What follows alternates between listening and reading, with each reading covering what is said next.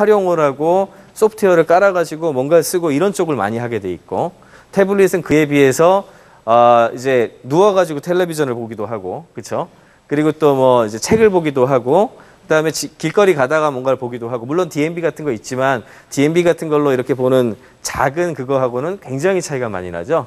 예, 그런 어떤 멀티미디어나 컨텐츠 소비 부분에 있어가지고 훨씬 최적화된 어떤 그런 것을 갖고 있습니다.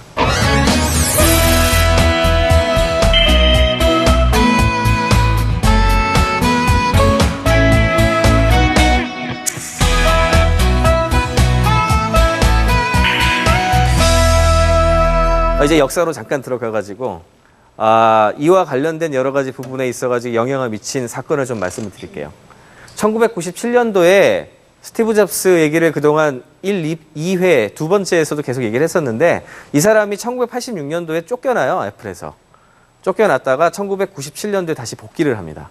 복귀를 하고 여러 가지 일을 하게 되는데, 그 중에서 제일 첫 번째로 성공한 작품이 뭐냐면은 저기 있는 우측 하단에 있는 저 컴퓨터였어요. 저게 이제 이름이 아이맥이라는 컴퓨터인데, 이게 나오기 전까지만 하더라도 PC 하면은 네모 반듯한 것들 이렇게 덩어리 이랬거든요.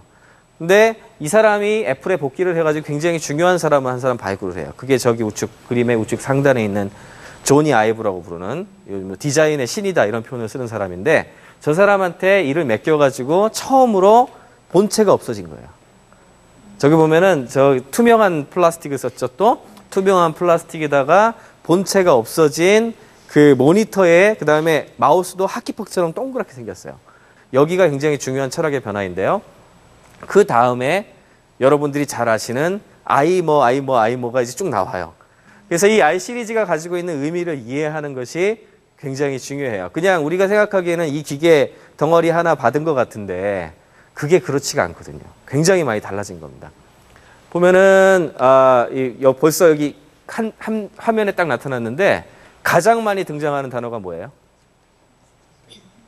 저기 보면은 생태계죠.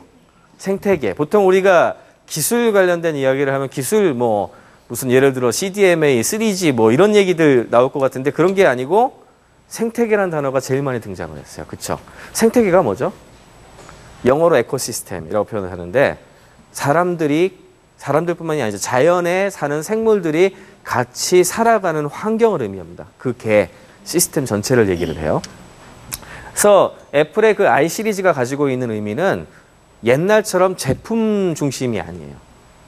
그거 하나만 딱 나와가지고 이거를 팔고 그 다음에 이걸 처리를 하고 이런 형태가 아니고 뭔가 새로운 것들과 함께 사람들과 다른 사람들과 다른 기기들과 다른 소프트웨어와 이런 것들이 서로 엮어나가는 생태계를 구성하는데 가장 중요한 초점이 있습니다. 보시면은 가운데 이제 클라우드 서비스라는 건 뭐냐면은 이제 그 소프트웨어라든지 우리 이제 이메일이라든지 이런 내용들이 올라가서 우리 클라우드는 구름이잖아요. 구름 저편에 있는 어떤 서버 시스템 같은 곳에 저장을 하고 있는 어떤 그런 거예요. 이건 이제 이번에 문제가 된 것도 사실 저와 관련된 이야기도 됩니다. 왜냐하면은 사람들이 많이 개인적으로 가지고 있는 정보를 그만큼 서버에서도 가지고 있는 거라서 그것이 잘 지켜지거나 잘 관리가 되지 않으면 어떻게 보면은 프라이버시 침해 같은 것들이 어느 정도 될 수 있겠죠. 그런 부분이 중요하긴 하지만 어쨌든 간에 이렇게 가운데에 클라우드 서비스가 보통 있게 되고요. 그 다음에 중요한 생태계가 여러 가지가 있는데 첫 번째 생태계가 개발자 생태계예요. 저기 보시면은 좌측에 SDK 해가지고 개발자 생태계가 있죠. 무슨 얘기냐 하면은 컴퓨터 프로그램을 개발하는 사람들이 뭔가를 할 수 있게 해준 거예요. 앱스토어라는 게 이제 그런 거죠. 거기에 개발자들이 쉽게 뭔가를 만들어서 올릴 수 있게 해주니까 거기에서 나온 부가가치가 어떻게 돼요? 여러분들의 제품에 녹아 들어가는 거예요. 굉장히 다른 컨셉이에요. 왜냐하면은 전에는 예를 들어가지고 무슨 휴대폰이 나왔다, 스마트폰이 나왔다. 그럼 이게 원가가 얼마다 이렇게 하잖아요. 그럼 이게 들어간 부품 단가는 얼마에 이건 10만 원짜리, 100만 원짜리 해가지고 여기에 뭐 수익률 좀 붙여가지고 얼마 이렇게 팔 거 아니에요. 근데 그 가치를 살 때 원래 그 기계 가치로 보통 우리가 샀었지만 지금에 나오는 이 I 시리즈 제품 같은 경우에는 실제 가치를 가만히 보면은 그 기계 가치도 있지만 이 기계에다 수많은 사람들이 수십만 개의 소프트웨어를 개발한 것들을 깔아서 쓸 수 있다는 어떤 기회를 우리가 가져오게 되죠. 그럼 다르게 표현을 하자면 그 가치 안에는 개발자 생태계에서 집어넣은 가치가 녹아 들어가 있는 거예요. 그러니까 원래 그 기계 가치보다 증폭이 됐죠. 그러니까 좀 더 훨씬 더 나은 가치를 가져올 수 있게 된 겁니다. 그런 거를 만들어주면서 개발자 생태계를 잘 구성을 했어요. 이게 사실은 스마트폰, 애플의 스마트폰의 굉장히 그 중요한 성공 포인트가 된 거죠.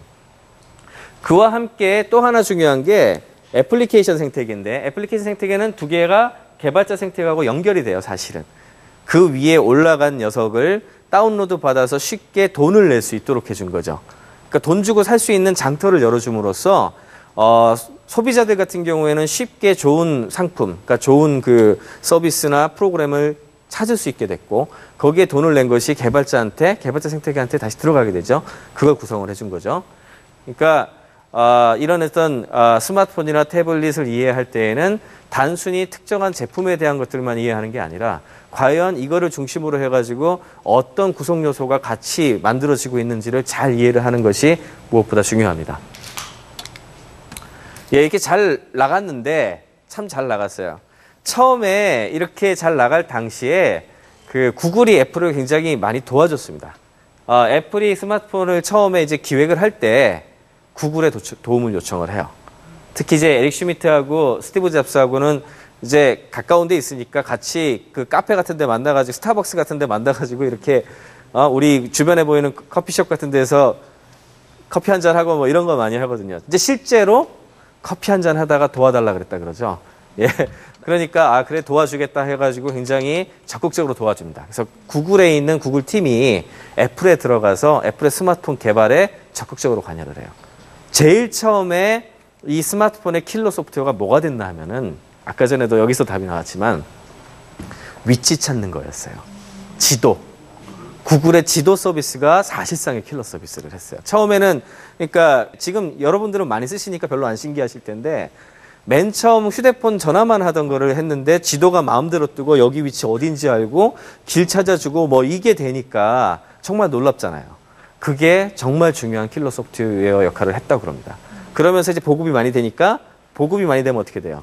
선순환의 고리를 돌죠. 이 시장이 많이 열렸으니까 사람들은 개발을 하게 되고 앱이 늘어나고 이러면서 자연스럽게 올라간 거예요.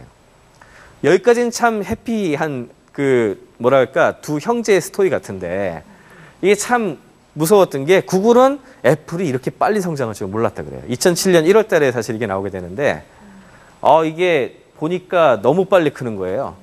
사실은 인터넷에 있는 것이 모바일로 옮겨갈 때 우리가 어느 정도 역할만 하면 된다라고 생각을 하고 도와줬는데 이거 잘못하다간 전부 애플판으로 싹 바뀌게 생겼어. 그러면 이래서는 안 되겠다. 그래가지고 10개월 딱 지나가지고 2007년 11월에 그 이전에 벌써 구글이 애플의 스마트폰 나오기 전에 스마트폰용 운영체제 만드는 회사를 2005년에 인수를 한 조그만 회사가 있었거든요. 거기를 막 밀어줘가지고 2007년 11월에 전격적으로 안드로이드를 발표합니다. 안드로이드 발표할 때 이제 스티브 잡스가 완전히 삐져가지고 아니 어떻게 이럴 수가 있느냐. 그래서 그때부터 진짜 이제 파경 뭐 이런 식으로 되면서 완전히 이제 제일 친했던 회사가 갈라지는 어떤 그런 히스토리를 가게 되죠. 사실은 이 그 갈라지는 파경의 단초를 제공한 사람이 바로 이 사람이죠. 예, 아까 전에도 퀴즈에도 잠깐 나왔지만 앤디 루빈이에요. 예, 안드로이드 만든 사람인데 이 사람 이력이 참 재밌습니다. 원래 애플에서 일했던 사람이에요. 애플에서 그 PDA라는 게 있었습니다. 옛날에는. 그거를 하다가 그 자기 상사하고 나가가지고 모바일 관련된 프로젝트를 합니다. 그걸 또 마이크로소프트가 인수를 해요. 이 사람은 2번이나 마이크로소프트 직원이 돼요. 인수를 갖다 2번 당해가지고. 근데 저 사람이 굉장히 중요했던 게 이 사람은 마이크로소프트를 너무 싫어했어요. 그 사람 인터뷰에도 계속 나오는데. 왜냐하면 이거의 철학의 문제인데 지난번 2시간에서도 가끔 얘기를 했지만요. 원래 소프트웨어가 제품이 아니었어요. 원래는. 그러니까 사람들이 쉽게 쓸 수 있도록 만들어준 어떤 그런 철학을 가지고 있었는데 마이크로소프트라는 회사가 실제로 소프트웨어를 제품화를 하는 데 성공한 회사거든요.